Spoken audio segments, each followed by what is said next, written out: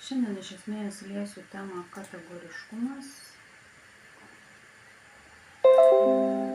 Tai daugiau šiandien bus kalbėjimo. Ir kategoriškumas, kaip jį atpažinti tą kategoriškumą ir panašiai.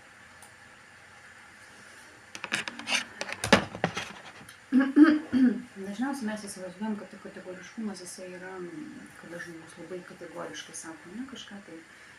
Tai gali žmogui atrodyti kaip kažkokie tai gestai, ne, ir panašiai, bet tai yra ne visiškai taip ir spręsti pagal žmogaus fiziologiją, vadinasi, kaip jisai gestikuliuoja rankomis ir panašiai, tai nebūtinai tai yra kategoriškumas. Kategoriškumas jisai yra dažniausiai jaučiamas dalykas ir tais atvejais, kada kitam žmogui gali kažkaip tai, realiai tai vyksta kažkokiam tai kontakte, vadinasi. Kategoriškumas dažniausiai jaučiamas yra kontakte. Kategoriškumas gali būti labai tiesiog kalbėjimo manieroje kategoriškumas. Gali būti ir tam tikrose vietose užkertami kažkokie tai dalykai, ne, ir kategoriškumas, tai reiškia kategoriškas yra šitoje vietoje žmogus.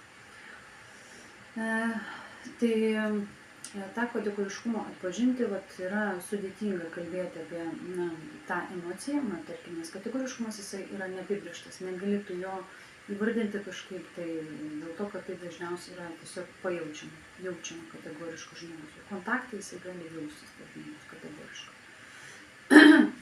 Galbūt daugiau norėtųsi kalbėti apie kategoriškumo priežastis, kodėl žmogus tampa kategoriškas.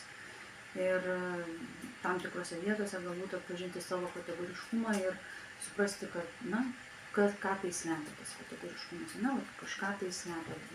Šoks slėpimas yra.